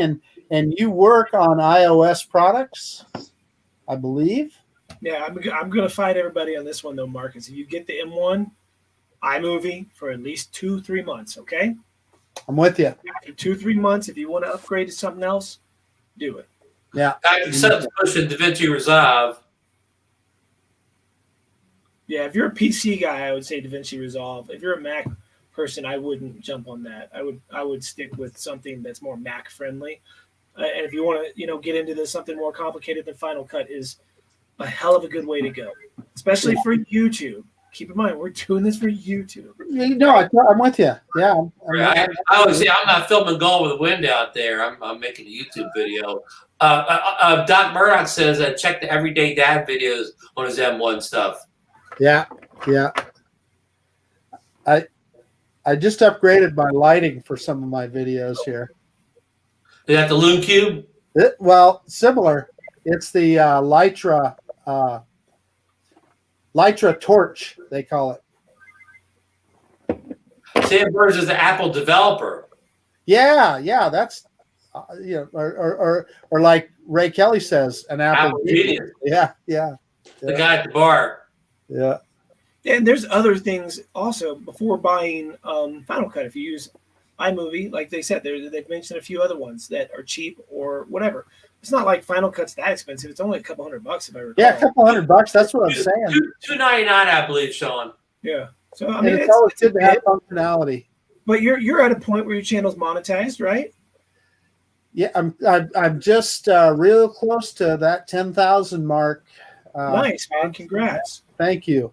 That was a big one. When I hit 10, I was very proud of myself. So you should be. That's a lot of work. People don't realize how much work it really is. They don't, do they? It's a lot. And to your point, Sean, and I think we've talked about this before. When I look at your videos and I'll look at a shot and I'll go, yeah, okay, that's 10 seconds of video. It took him about an hour to create that. People don't understand what it takes to do some of those things that are in your videos. Oh, I've got videos that took me 2 weeks to edit, and they're only 10 minutes long. Yeah. But I get sort of artistic in a lot of my videos. I need to. I have a problem. My problem is that I want to do them in a fun, creative way. I have a really hard time doing a sit-down video where I just talk about something and explain it and show how to do it. I try to figure out a way, even when I do those, to jump around to 5 different locations and change things constantly so that it stays interesting to watch. Yeah. I definitely have some that I don't do that, where I sit down and it's just straight to the point, But like, for example, the one where I went out to show the attitude, I could have sat right here and shown the app and talked about it, held the drone and said, okay, so you notice how it moves when it does that? And the little thing on the left moves. There you go. That's the update. Yeah. Yeah. How fun is that? It's not fun. Me going out, the drone falling out of the sky, way more fun. That's way more fun. And it was. Hey, Marcus and I talk about this all the time, Sean. Sometimes the videos I put the most work into get the least amount of views, and a video that I just sit at the table and talk get like 20 times more views. And I didn't really do any work except film it, put an iMovie, put a beginning and end on, and post it. Yep, I get that a lot too. Now there is one of my videos that's doing probably the best video I have in the last 2 years. I put almost 3 years of filming into it to make it, and it's gone crazy. So there is something to be said when you pull off one that's really edited well with a lot of good footage. It can blow up if it's done right. Yeah. Here's the biggest problem with YouTube, right? YouTube's algorithm is broken, 100% broken, and no one will ever change my mind. The problem we have is that we grow subscribers on YouTube. Subscribers are great for building a community, but they can also hurt your community. So most of your people, for example, for me, subscribe for drone stuff. I put out a video today on the D-brand skins. None of those guys give two craps about D-brand. It's a fun video. It shows the D-brand, shows me messing up, talks about it, shows me skeptical as can be getting these things because everyone in the world on YouTube says they're amazing. So I was like, I doubt they're that amazing. So I get them. I'm skeptical. I'm that guy who goes in that way. Make the video, put it up. It gets 100 views. None of my drone guys hit it. So subscribers don't click to see it. That tells YouTube it's a horrible video. Nobody wants to watch it. So now it's become reliant on hopefully having someone search for it and find it eventually. But because no one in my subscriber base really watched it, it doesn't show up high in the searches either. So it's destined to be screwed because of my own group of people not clicking to watch it. Yeah, nobody will ever see it. Wow, that's an interesting story. Yeah.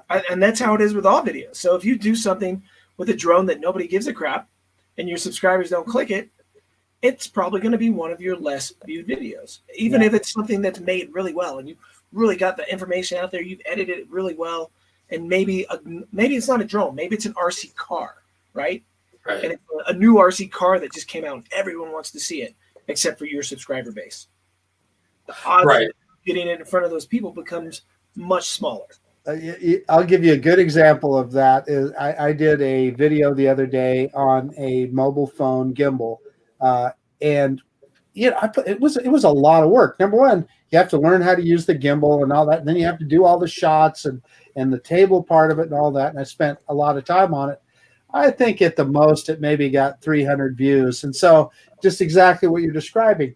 None of my subscribers give a damn about some off-brand mobile phone gimbal. They just don't care, and they're not going to click on it. And so, nobody ever sees it. Now, Marcus, that doesn't mean that video is forever dead. If somehow it gets searched or someone searches and shares it in the right group, it can get a second wind. I've seen that happen on some of my videos that I sat there with like a couple hundred views, and then like a couple years later, it gets thousands of views out of nowhere. I did one about a mine up here, and it didn't do very well. And then some nature channel shared it, and it just took off. Yeah. So don't ever think just because a video is dead now that it's dead forever. Yeah. Usually is, but not always. No, Sean's exactly right. And I've told Mark this story. I went to this little island in the Caribbean called Yos Van Dyke a couple of years ago. It's where the Soggy Dollar Beach Bar is. It's kind of famous. And I filmed a drone video, I have GoPro video. I put the video up, and it had a couple hundred views when it was new or whatever. And I didn't think it was going place. If I look at it now, it's got like thousands and thousands of views. Somehow it caught wind way after it was up and got some wind in its sails and got a bunch of views to it. Yeah. And even a video that does well. I've had a video that I assume maybe one of you guys have seen it, the one where I've got the wig on and I'm hiding in the bushes spying on my girlfriend. Oh, yeah, that's one of your classics, yeah. Yeah, that was one of the ones. No. The tampon's a classic. Yeah. So, but that one, for example, everyone clicked it. You know how you can see where people rewind your videos and watch it again because there's a spike in your video? Okay, yeah. Right when he takes the towel off and throws it, there's a big spike I've never seen in any of my videos ever before of them just trying to rewind it to see if they can see a boob. Yeah. That's probably me mostly. And for years, that video was just climbing. It's almost at 1 million views now. But now it's sort of dead in the water. Like for years, right? And now for some reason, it's no one is clicking. Maybe everybody saw it. I don't know. But so here's the solution I think YouTube should do. And I think a lot of us need to talk about this because it would change the way it works for all of us in such a positive way. Instead of pushing the content out just to our subscribers to judge whether the video is good or not, they should push it to people who watch, use the algorithm. Say your title is drone, something to do with a drone. They should push it out in front of people that watch those kind of videos. They should push it if it's about a gimbal in front of those people. If it's a vlog, push it out to people that sit there and click vlogs. Now, if in the first 24 hours it doesn't, or 12 hours or 2 hours or whatever their algorithm says, it doesn't get the clicks it needs to be able to continue to get pushed, that makes more sense to me than just putting it in front of people and making your channel have to be about one topic. Because to really succeed fast on YouTube, you really have to narrow it down to one topic, because otherwise your own subscribers destroy your channel. Okay, now I get all that, and I see that everything you say, I see that happen in town. But what about this exception, Sean? See, I get an average of 300-400 views on a typical video I put up or whatever, and all of a sudden I put a video up like I crashed my X drone, whatever drone you want to say, and all of a sudden that video gets 10,000 views, where the video before got 300 views. Why? Because you have a title of "I crashed my drone." Why does that break all these things you just said? Well, it doesn't break it. You just said it in the title. You said, "I crashed my drone." That's like watching a train wreck, right? Right. But the last video I just did, let me explain, Ron. On the video I just posted. How do I have like 2,500 subscribers, but if my crash my drone video gets 10,000 views? Oh, because people search for it and YouTube suggests it. So if your subscribers who like drones say you crashed your drone, they all go, "What?" Click. And they instantly click it, which makes it go, YouTube, they like it. Let's suggest this video in front of other people. And of course, then other people see that. It's like a train wreck. They want to see a crashed drone. They click it. It gets spread. It gets spread. It gets spread. And then someone shares it, and someone shares it. Sharing is one of the best things. That's one of my taglines in some of my videos. I say sharing is caring, because it's true. If you're a subscriber and you're watching someone's stuff, share one of their videos, because that helps the channel more than clicking a thumbs up. Oh, that makes a lot of sense. That's true. Yeah. So what I just said kind of verifies everything you said about how the algorithm works. I'm sorry, say again? What I just said then actually verifies everything you said about how the algorithm performs then. I tell you, I've been so tempted to change my channel into helping people learn how to do YouTube, because for the last 6 years, I've been so obsessed with the analytics and back scenes, and met with so many people and talked about it, and they all tell me the same thing. And do what I say, not what I do, because I'm an exception, right? I have a studio that I love what I do for work. It makes me plenty of money. YouTube is an extra income. Maybe one day it could be retirement, but it's never been something that I needed to turn into a business, and think of it that way. Okay, I have to grow it. I have to make it make more money because I hate what I do for a day job. I don't hate what I do for a day job. I love having my own tattoo studio, so it frees me up to make content that I want to do. Right. Sometimes, obviously, I cater towards doing stuff for people, for views. I mean, hell, throwing the snow on the drone, like I showed you, that was fun for me. But at the same time, I know that's going to get some views. So, I mean, I want to see it. And yeah, Mike or whoever just said that, people love drama. That's 100% true. So there's a difference too, Ron. So there's a difference between a clickbait title and clickbait picture, and a clickable thumbnail and clickable title. The difference is that one has a girl with big boobies on it, and you watch the video, and she's nowhere in the video. And then you're like, thumbs down. Or maybe there's something on it, and it's written in a way that you're like, whoa. And yeah, it happens, but it's not as dramatic as the title made it out like it's going to be. So it's a clickable title and a clickable thumbnail is what they call that. It's different. Good. I understand. So and that's when you build a larger, and this is something I'm going to be testing as my subscriber base grows. Instead of just doing a video, great example is the one I just posted the other day with the drone fell, right? What did I call it? DJI Mini 2 fly fly app update, drone falls from sky, right? If I had not put drone falls from sky or something like that in the title, I guarantee you it wouldn't have got as many views. Yeah. Because there's a lot of people who already did a fly app update prior to me. So, and that's why you see these people who post quickly when a new product comes out. If they're on that first day, or even some of these guys are lucky, let's go back to the Mini 2 when that released, and that guy got to Best Buy and he got in there and filmed it. His video went, whoa, to the roof. Yeah. Because had it, but it was something that people wanted to search for. So searchable content is another way to come up with stuff like your lawnmower video. Great example. Searchable content. So you can break those rules if you have something that's still something that is still in the public mind and is searchable, even if it's different than your content. Can I speak directly to one of our commenters for just 1 second? And I would like to talk to Ray Kelly and say, Ray, please don't. I see what you're talking about. Well, Ray's a good looking man. Oh, Okay, Ron, right. no judgment here. We're Well, we've gone almost 2 hours here, so we better start wrapping this show up tonight. I see Chris is getting tired there. He wants to go out and shovel some snow or something out there before it's all gone. Chris, you want to shovel some snow? Come up and visit me. I will come visit you, Sean. You'll be You should. surprised. We should plan it. Ed is. You want to come out when Ed's here? Do you snowboard? You want to snowboard? No. Maybe. Okay, Ed's learning how. So he's making a trip that he's learning how. Take me on the kitty trail. Hit me up. We'll see what we can do. We'll be a big ass snowball coming down the hill. Ed's only done it once before, and that's the problem. So speaking real quick before we go, staying on that YouTube topic and how videos work. Ed, when he was here last time, made a vlog about being here, snowboarding, and all that.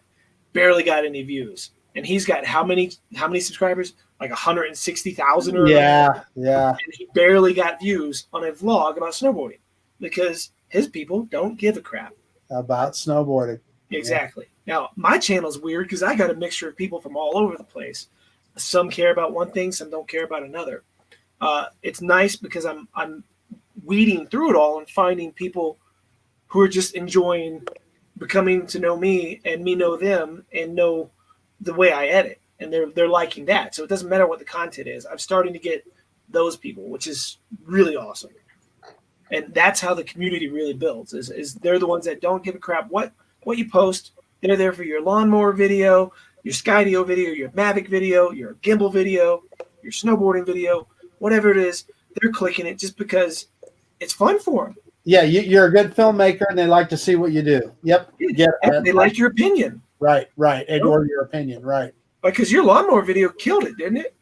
It's insane. Yeah. Last time I looked at it, I think it was right at 300,000, something like that. Yeah. Wow. Yeah. It's funny you say that because I did a video about a review for a weed whacker and blower. It was a combo kit from Lowe's, and it was on sale. And I couldn't find one. I wanted to buy it, but nobody had made one. So I'm looking everywhere. I'm like, is this a piece of crap or what? And couldn't find one. So when I bought it, I went home and made one. And now it's got thousands of views. Wow. Yeah. I can start reviewing more stuff from Home Depot. Right? We can all change our channel into lawn equipment channels. Well, some of those guys do pretty good. I mean, if the thing is, who gives it? There's people that make a fortune making appliance repair videos. Well, if that's what you want to do, have at it. It's just not something that I happen to be interested in, right? And these drones are fun, and that's why I do it. And I'm sure, Sean, with you, it's snowboards and drones, and Ron, it's photography and drones, and that's why we do what we do. Yeah. Realistically, for me, the channel, it's taken me a while to figure out what my channel really is. And it's a lot of things, and that's why I leave it as the World of Oz. But it's using action cameras, 360 cameras, and drones to make fun content that we can look back on yourself and go, damn, that was cool. And in the meantime, I do instructionals as well to show how I make that stuff. and reviews of the cameras that I use to do that stuff. So every video you see of mine that you're like, oh, that's not a drone video, I don't care. I'm still using this equipment to make that video. Right. And if you're wanting to learn to get better, those are the videos you really need to watch and analyze. Good. All right. Well, we will get out of here. I just want to remind everybody, Sean's your giveaway is next Monday night, correct? Next Monday night, 8 p.m. Mountain Time. So depending Mark on that how long down. your show goes, it will hopefully not run into your show. But We'll try to go off early because we don't want anybody to miss that big giveaway that night. There's plenty of internet to go around. What I always tell people like that, stepping on the other show, there's lots of internet to go around. Hey, so before we sign off, Ron, I just went back and I looked. That lawnmower video was the 4th YouTube video that I ever uploaded. It's at 278,000 views. Now, ironically, just a couple of videos up from that, I put some. I had a Yamaha VMAX motorcycle that somebody had drilled out the pipes on, so I got some stock pipes, put them back on there. That video has almost 100,000 views. You just never know. and I find a lot of the ones that are helpful. It's either entertainment or videos that are really helpful. Yeah, those are the ones that typically blow up. Yeah. True. Don't forget the Philly and Mike show tomorrow night at 9 o'clock. Mikey was trying to get a hold of me today. I think we got something big planned for it tomorrow night. I don't know what, but you don't want to miss it, folks.